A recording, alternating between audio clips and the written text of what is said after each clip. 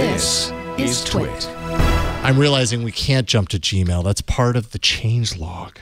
Oh, okay. I mean, I guess we could. We could break it out of the changelog. Have you guys seen the new? No, it's not going to be as good as Inbox. That's the problem. It's getting darker. So I feel like everybody who's an Inbox user is in a couple of camps as far as like strategy moving forward. Yes. You've either decided that Google's already made the decision, it's time to cut the ties and get used to Gmail now, which is what I, for some reason, decided to do. I did that too. Or you're hanging on until the very last day. That's what I'm doing on Google Plus. Yeah.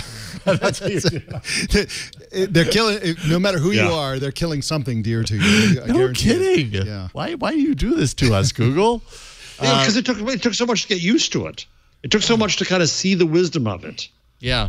But then when I did, it's like you had me join a cult and then you closed the cult clubhouse. Actually, yeah, we're closing the door. It seems clear that Google doesn't fully appreciate the value of super passionate users because they create these new things. The people who embrace new things and quickly master them, the early adopters, these are the most passionate users. These are the Google fanboys. These are the diehard people who make it all work, and they keep coming out with something really cool, getting people invested in it, and then killing it. And it's the really passionate users just feel like they get hammered and hammered and hammered every time they close something, starting with Google Reader all the way through all the rest of it. And it's just they need to stop doing that. What do you miss most about Inbox now that you guys have switched over to the dark mood side? What will we miss about Inbox? No, since you've already started making the transition back to Gmail. Yeah. What do you? I haven't yet. Yeah. What was the hardest part of the transition? What are you missing about Inbox? Probably the what do they call them? Reminders that are integrated into the thing where you can have what do they call them? The little finger with the string on it icon. Yeah, I think they were reminders. Man, I did not use that as much. I use that a lot. I don't either. And now I'm back on Gmail, and now I'm just sending email to myself and using the snooze button because I use email, I use Gmail as my universal everything tool, and so instead of having a to-do list, I just have. Essentially, it's a procrastination list. It's like, oh, I can get away with not doing this until March, So I just leave myself a note, send it into, have it appear into then. the future, and it doesn't come back. And so that's what I do. So Inbox was designed for that. Gmail is not designed for it. I'm just sending email to myself, and I feel like a savage. Whereas with Inbox, it was like built into it. Those items would show up in Google Keep. They would show up in Calendar. It was integrated with everything. It was a good use case for that. On the other hand, they've integrated a lot of Inbox stuff, and they continue to. They continue to. I'd love to see them go all the way because there are. Yes, I would too. I mean, the truth is that I could never fully just use Inbox. I was always going back.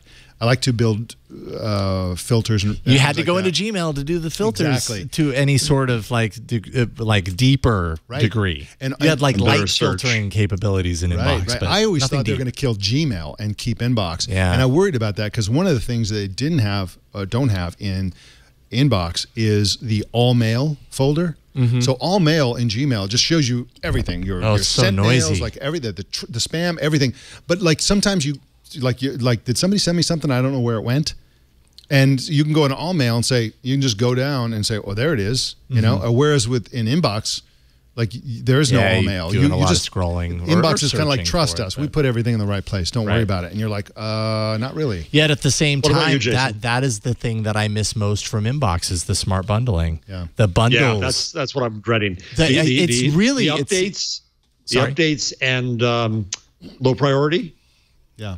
Like twice a day, I could just look at that and I could scan down and boom, absolutely. I mean, I've spent so much. I waste so much time filtering through all of this stuff that would have ended up in that low priority folder. Yep. And if I was in Inbox and it's all automatically filed into this low priority folder, I look through, be like, nope, there's nothing in there. Single check mark, move on with my life. Yeah. In Gmail, it just gets interspersed in, and I guess I could set up a folder for each and every one as they come through. But let's be real, that takes a lot of time in Gmail. And that's why you want the smart company with all this freaking AI, and they're taking it away from us. And Inbox is really good also about creating simple filters. Yeah. Like I like Gmail's advanced filters if I want to set up something that's really smart. But if I'm in Inbox and I assign this to that category and I say, oh, this falls into the finance category. Right. It'll give me a little toast message that says, do you want all future messages from this address to go there? Yeah. Yes. Boom. Filter set up. I don't have to think about it. It was a single button press. If I want to do that in Gmail on every single new email, new recipient or whatever, it takes forever. It's so annoying. The best thing they could do is create a mode,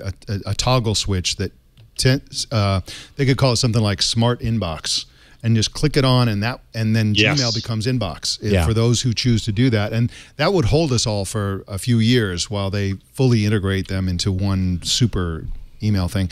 But to just, if they kill it without integrating those features into Gmail, it's that's what they're going to do next month or in March, right? Well, I'm holding on to the last minute. I'm delusional enough to think maybe they'll just integrate all these things at the last minute. Yeah, probably won't. I'm hoping so. Mike, you're gonna get that. And you're going to get an RSS reader at the same time. Yes, right. And a new embedded social into network. your Gmail.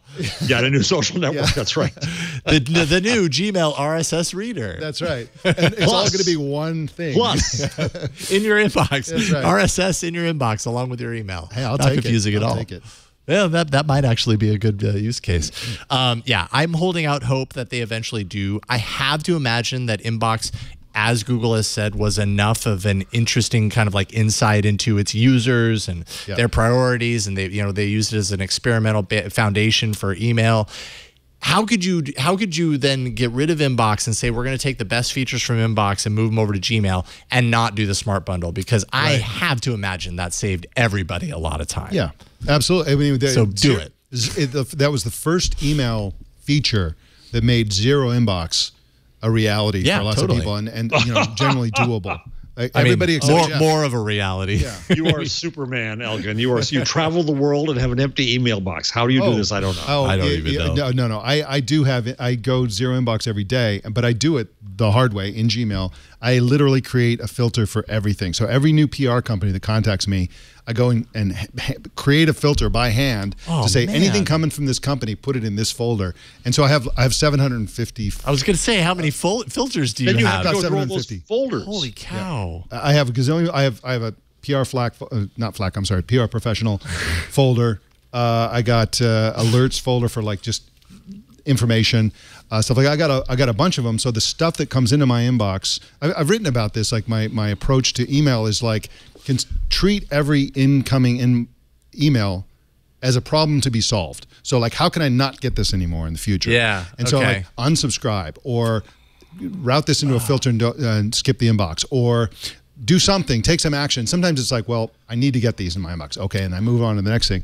But if you are always chipping away, I spend so much time in email.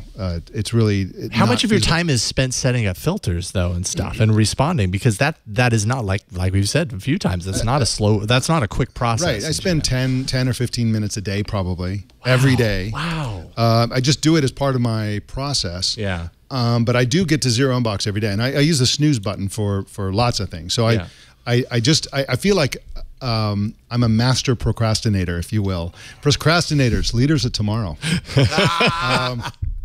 Nice. And I'm always pushing things to the last minute. Yeah. Because as a journalist, deadline's the only thing to get me moving on something. Sure. So I just push everything to the last minute, and so everything's coming in. It's a battle. I'm just like swatting at flies or something. Oh, but it feels like a defeating battle if you're constantly setting up filters for every new thing. Like I just think about the like marketing or like PR contact lists that I'm on. Yes. That will always every day result in new emails from people I've never heard from before. The thing that confuses me is that what I'll do is when I get something in my inbox that's like a PR person reaching out, as they do, and then I create a filter that says everybody from that company, everybody with that domain.